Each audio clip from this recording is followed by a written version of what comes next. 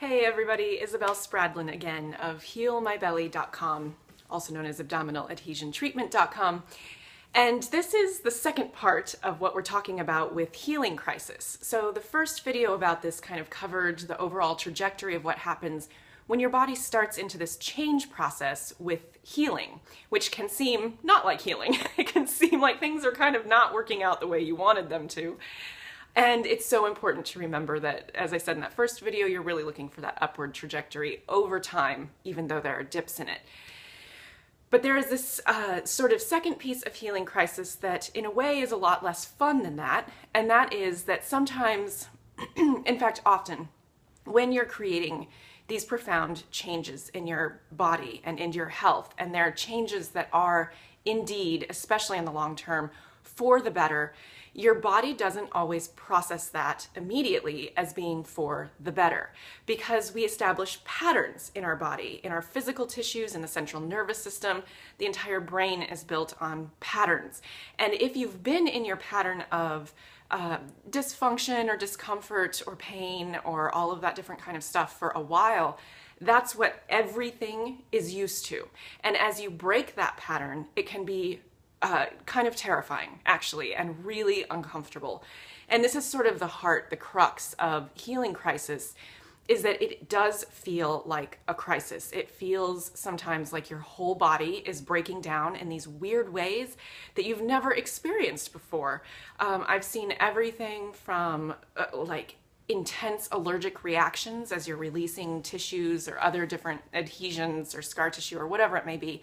As you're resolving that in the belly, oftentimes it comes through as a cold or the flu or really intense allergic reactions in super specific weird ways.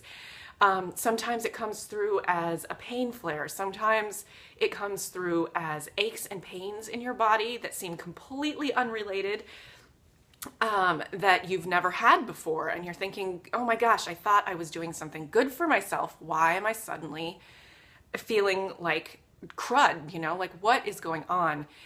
Oftentimes this is healing crisis, and it's part of the package, and it's a bummer in some ways, but it's also a really good marker of progress. And so I talk to my clients about this a lot, and when they start telling me that they're going through these different fluctuations, we'll check through the tissues of their belly. Indeed, the work that we have been doing has been holding. We're still gaining a lot of momentum. We're still feeling the changes that we want to be making. All of that is still present, but all of this other stuff is cropping up. And then I get this stupid grin on my face, and I tell them, I know this sounds ridiculous, but this is actually very good news that you are having this reaction to the work. It doesn't feel like good news in the moment, but really it means that you are making change, and that's what we're here for. That's what we're trying to do. And so much of healing, again, we have this idea that healing should just feel good, but the reality is that healing is change, and change does not always feel good, even if it's sort of, good for us. And so I bring this up strongly because it's really important to try to weather those healing crises and to keep track. So I talked about in the first video that you want to keep your logbook all the time, and indeed you want that because there are times when it's not a healing crisis, when it is actually a flare and you need to manage it more in whatever way that you have to support yourself in actual flares of whatever your pain or your condition or whatever it might be. But oftentimes these healing crises actually, they're different, and you can kind of sense that they're different. It's not the usual flare. Sometimes it's more frustrating because it's a whole new set of symptoms. And that's when I get that dumb grin on my face, like, oh my gosh, yes, we're actually making progress now.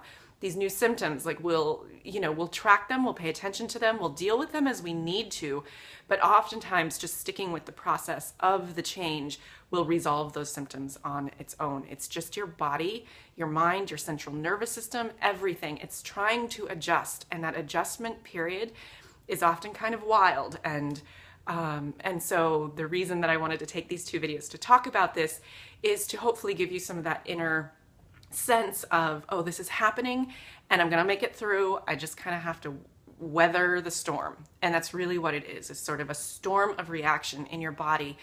And that really means that you are making change. That said, as always, if anything comes up that seems really concerning to you, you need to call your doctor immediately and find out if they're worried about it. If you're working with a practitioner, that's a great time to give them that extra call and find out, is this normal? Should I be worried about this? But also I find that a lot of you who are doing this work with your belly, you're getting pretty tuned into your body, and you're getting pretty good at reading your body's signals. And your logbooks will help with this so much, or your log spreadsheet, whatever it is. It doesn't have to be a book. It can just be a spreadsheet that you print out and put little checks on for everything that you're tracking. So anyway, that's the end of our little healing crisis series, and I hope it helps. I take this really seriously. Healing crises are sucky, but they're also super, super important, and I hope this helps in some way as you're going through the change of bringing more health, more ease into your own belly. Bye.